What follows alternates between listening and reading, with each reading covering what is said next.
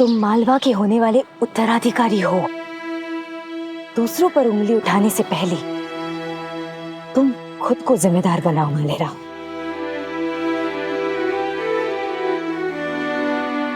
पर हम तो मालेराव, तुम मालवा के उत्तराधिकारी बनना चाहते हो या नहीं? जवाब दो मालेराव। हाँ।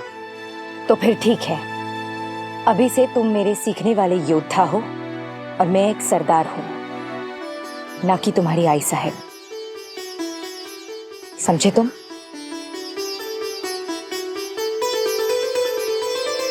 युद्ध कैसे किया जाता है ये तो तुम्हें मालूम है।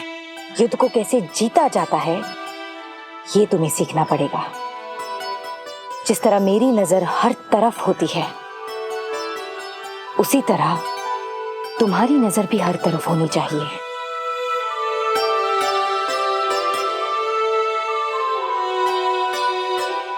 अब चलो।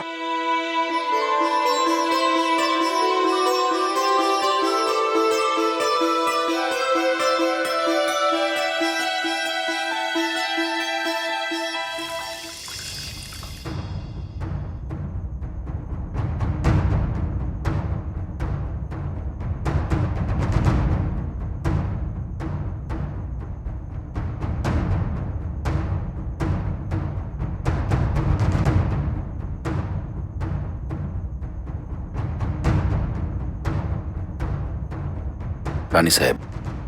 गंगूबा, क्या खबर है?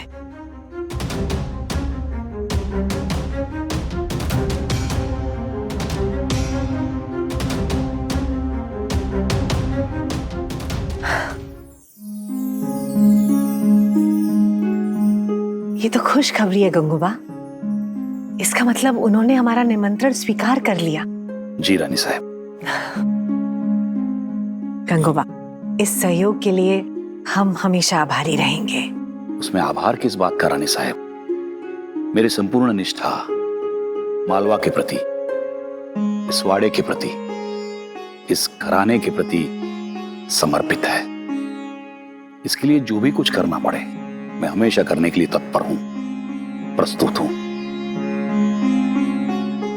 आगे जाता हूं। जी। गंगूबा, अहिल्या और मालेराव वो कब तक लौटेंगे? जी, कल दोपहर तक वो लोग पहुंच जाएंगे और तब तक यशवंत भी अपनी तीनों टुकड़ियों के साथ खतरे की सीमा को पार कर चुका होगा। तब तो ये काम हमें कल सुबह ही करना होगा, अहिल्या के आने से पहले। आप जा सकते हैं। जी।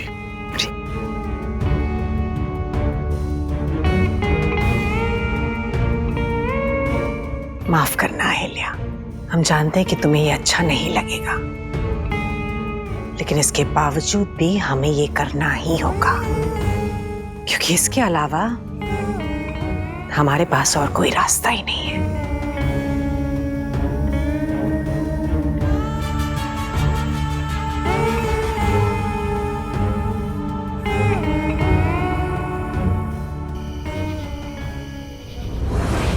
मल्हार सरकार, क्या खबर है? बहुत चिंता हो रही है। ऊपर से हम लोग चारों तरफ से दुश्मनों से घिरे हुए हैं और आप तो जानते ही हैं, बिना बारूद और हथियारों के हमारा आगे बढ़ना मुश्किल है। ये मुश्किल भी दूर हो जाएगी जनको जी, क्योंकि एक अच्छी खबर आई है, मालवा से रसद यहाँ आने के लिए निकल चुके हैं। ये तो बहुत अच्छी खबर है, लेकिन इस मुहिम का नेतृत्व कौन कर रहा है? कोई जिम्मेदार व्यक्ति तो है ना? यशवंतराव फणसेव। वो मामूली सा लड़का? क्या कहा आपने? क्या कहा आपने जनको जी? मामूली सा? आपसे ये उम्मीद नहीं थी। केवल वो लड़का गरीब घर का है तो आपने मान लिया कि वो मामूली है, साधारण सा है। नहीं जनको जी, किसी भी इंसान को पैसों के अभाव से साधारण कहना गलत बात है। इंसान को मुद्राओं से नहीं, मूल्यों से आंकना चाहिए। हर इंसान में एक असाधारण सी बात होती है, गुण होते हैं, बस उसे वो परखना आना चाहिए। और जिस दिन उस इंसान ने परख लिया, यकीनन समाज में वो अपना अस्तित्व बना सकता है, अपना एक स्थान बना सकता है।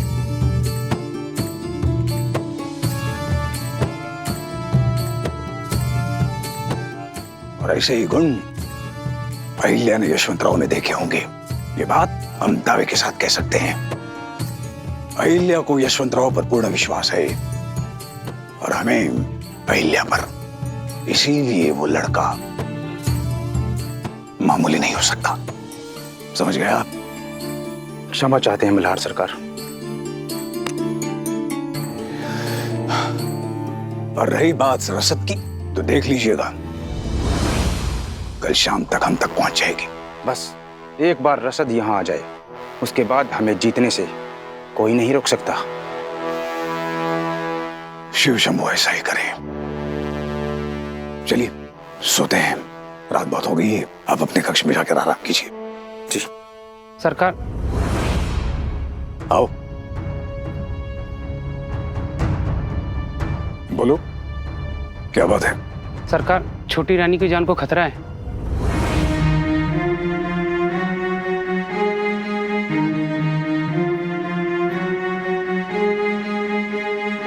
कौन है वो?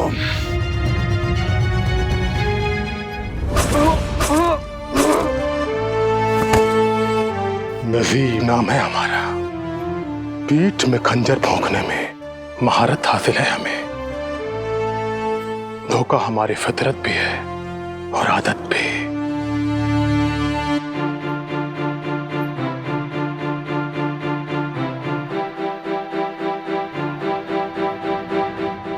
ले जाओ इसे।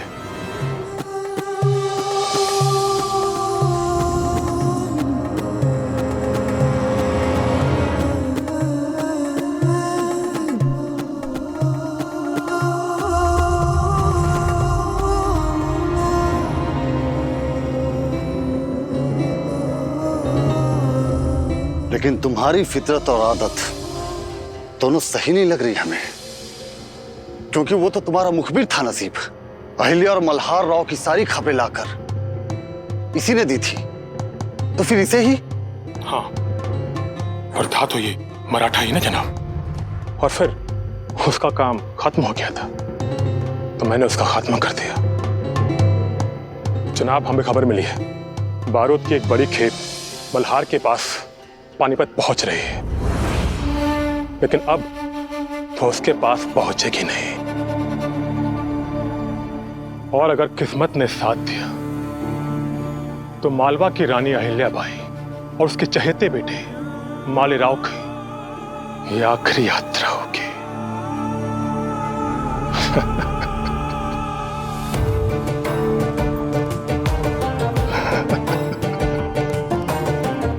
वो कैसे? वो ऐसे कि इस गांव वाले की खबर के मुताबिक हमने अपने सारे मोहरे बिछा दिए, क्योंकि हम जानते हैं कि जब भी जंग होगी तो मदद के लिए हाथ सबसे पहले मालवा ही बढ़ाएगा। लेकिन हमने उनके रास्ते में मौत बिछा दी है, वो भी ऐसे भेष में कि होलकरों को उनके बारे में कुछ पता ही नहीं चल पाएगा। अब देखते हैं कि उन्हें कौन बचाएगा।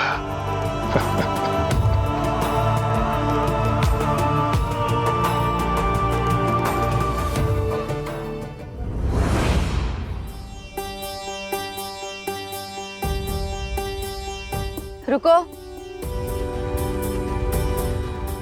हम थोड़ी देर विश्राम कर लेते हैं।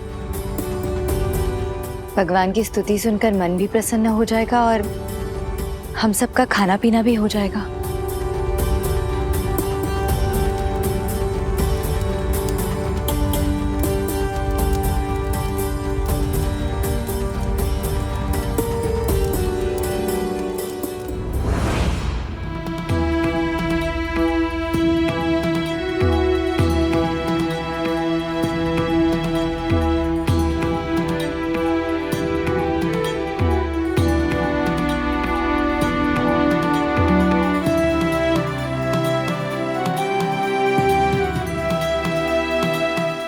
चलो।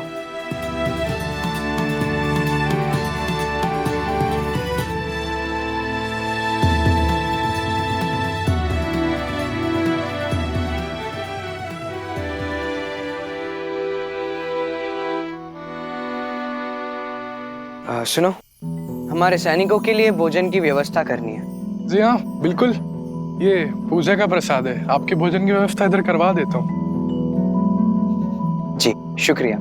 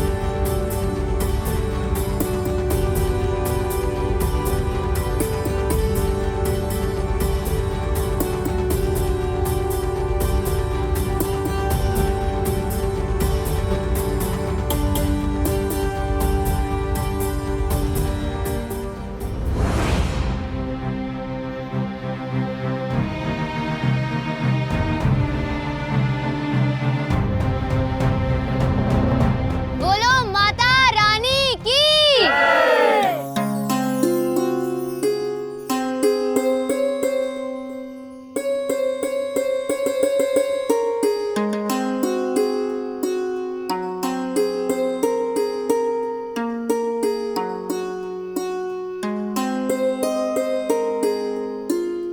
माता रानी की जय।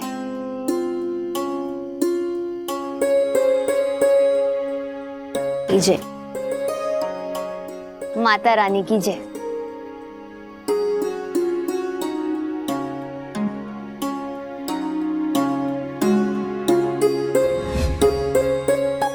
ये माता रानी का प्रसाद है, पर हाथ में शस्त्र लेकर प्रसाद ग्रहण करना अधर्म है। इसलिए पहले शस्त्र रखिए, फिर प्रसाद ग्रहण कीजिए। दरअसल मैं क्षत्रिय हूँ।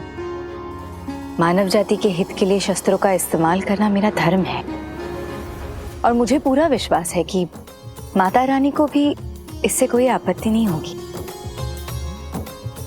आप प्रसाद दीजिए। नहीं, पहले आप शस्त्र रखिए, फिर प्रसाद मिलेगा।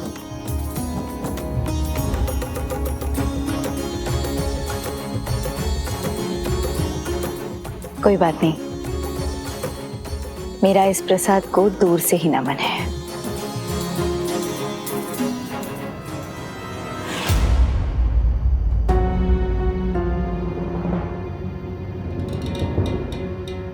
अरे अरे, ऐसे नहीं करते। अच्छा ठीक है, आप शस्त्र मत रखिए, पर एक हाथ में शस्त्र और दूसरे हाथ से प्रसाद, ऐसा तो मत कीजिए।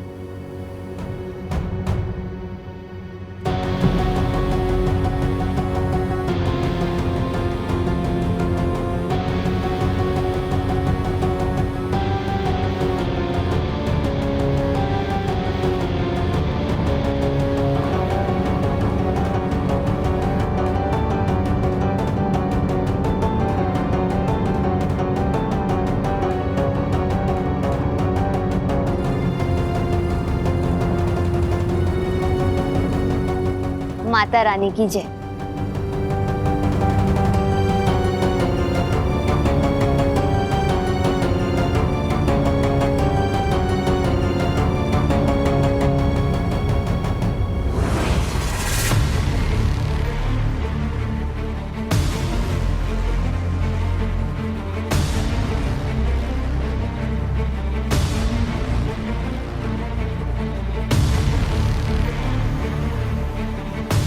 आई साहब, मारे ना, आगे मत बढ़ना।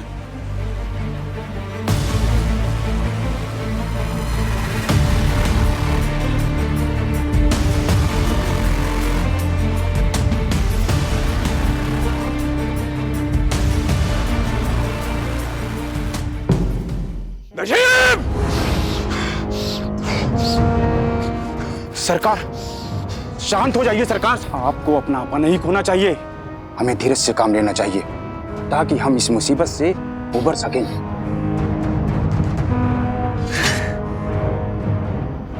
कैसे शांत हो जाएं जनको जी, कैसे शांत हो जाए? अब तो बस शिव शंभू का ही आसरा है।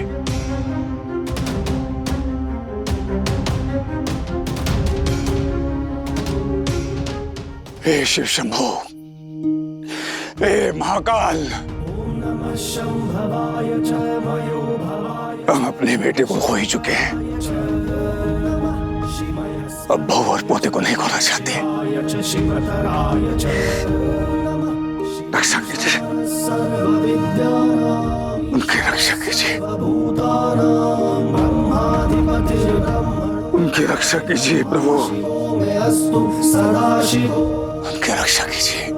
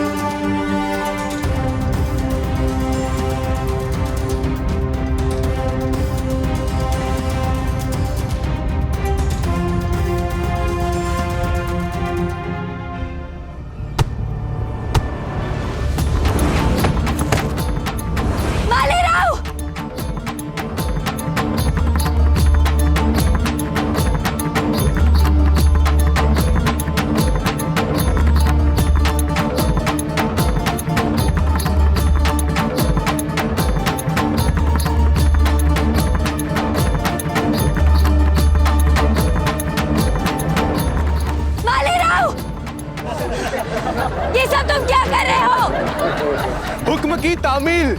हमें ऊपर से हुक्म मिला है कि तुम सबको यहाँ जिंदा दफना दिया जाए, और सबसे पहले दफनाया जाएगा मालवा का राजकुमार। मिट्टी डालो। ये ठीक नहीं है, ये अनैतिकता है, ये युद्ध के नियमों के विरुद्ध है। मैं जानती हूँ कि तुम ये सब किसके इशारों पर कर रहे हो, लेकिन मल्हार सरकार का करारनामा हुआ है अब्दाली के साथ। फिर ये सब क्यों? रुक जाओ, मत डरो, रुको, मालेराव, बाहर निकलने की कोशिश करो।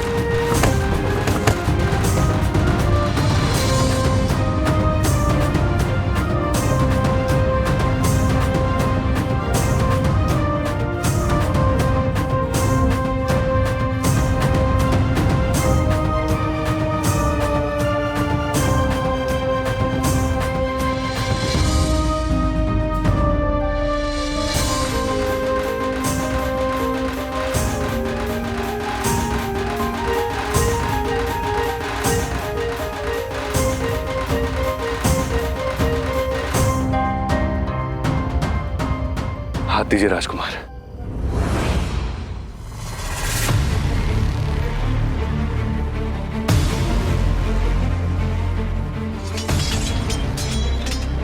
नजीब सरदार ने आज इनकी मौत का फरमान दिया है। वक्त बर्बाद मत करो, चलो। वक्त ज्यादा नहीं है, जल्दी कीजिए। मालेराव, हाथ दीजिए राजकुमार।